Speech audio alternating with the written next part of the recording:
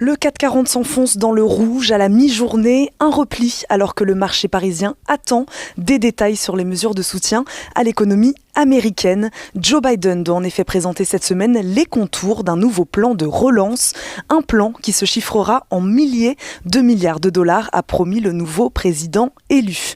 La bourse de Paris qui marque le pas à la mi-journée dans le sillage, aussi des chiffres très inquiétants de l'emploi. Pour la première fois depuis avril, l'enquête ADP nous apprenait la semaine dernière que 123 000 postes avaient été détruits aux États-Unis au mois de décembre. Aux États-Unis, toujours sur le plan politique, les démocrates de la Chambre des représentants doivent voter ce lundi une résolution demandant au vice-président Mike Pence d'agir pour démettre Donald Trump de ses fonctions. Une procédure de destitution qui arrive à la suite des incidents au Capitole. Par ailleurs, aux États-Unis, les investisseurs attendent la saison des publications de résultats qui commence cette semaine. Les grandes banques JP Morgan et Citigroup ouvriront le bal.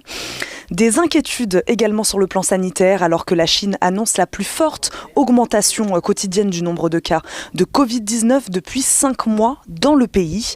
Alors qu'en Europe, les mesures de restriction se multiplient pour faire face aussi à la hausse du nombre de personnes contaminées par le virus. La France, elle, devrait recevoir ce lundi plus de 500 000 doses du vaccin Moderna, a annoncé le ministre de la Santé Olivier Véran, alors que le variant britannique du coronavirus a été repéré dans plusieurs régions françaises, notamment à Marseille. Les investisseurs de la zone euro affichent néanmoins une confiance supérieure aux attentes au mois de janvier. L'indice Centix ressort à plus 1,3. Il était négatif au mois de décembre. Côté valeur, nous suivrons Airbus qui a annoncé vendredi avoir remporté 268 commandes nettes d'appareils sur l'année 2020 et livré 566 appareils sur la période, soit une baisse de 34% par rapport à 2019. L'avionneur se dit prudemment optimiste pour 2021. Orange, dont le PDG Stéphane Richard a déploré ce week-end le retard pris dans le déploiement de la 5G en France. Sanofi, qui rachète la biotech Kymab, spécialisée dans le développement clinique d'anticorps, pour un montant initial de 1,1 milliard de dollars. Un rachat qui lui permet de renforcer sa présence en immunologie. Suez, dont les CSE du groupe ont assigné, Suez, Veolia et Engie, en procédure accélérée devant le tribunal de Nanterre, afin d'obtenir davantage d'informations sur le projet de rapprochement défendu par Veolia. Total, qui acquiert le leader français de la production de gaz renouvelable Fonroche Biogaz, une étape importante dans le développement du groupe sur ce marché.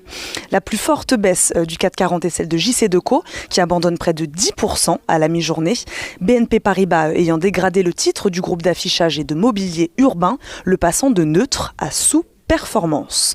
Le dollar, lui, poursuit son rebond autour des 1,21, alimenté à la fois par la remontée des rendements obligataires américains et l'anticipation de nouvelles mesures de relance. À l'inverse, sur le front du pétrole, et après une semaine à la hausse, le baril de Brent recule sous l'effet des prises de bénéfices et de la remontée du dollar. Il oscille à la mi-journée en dessous des $56.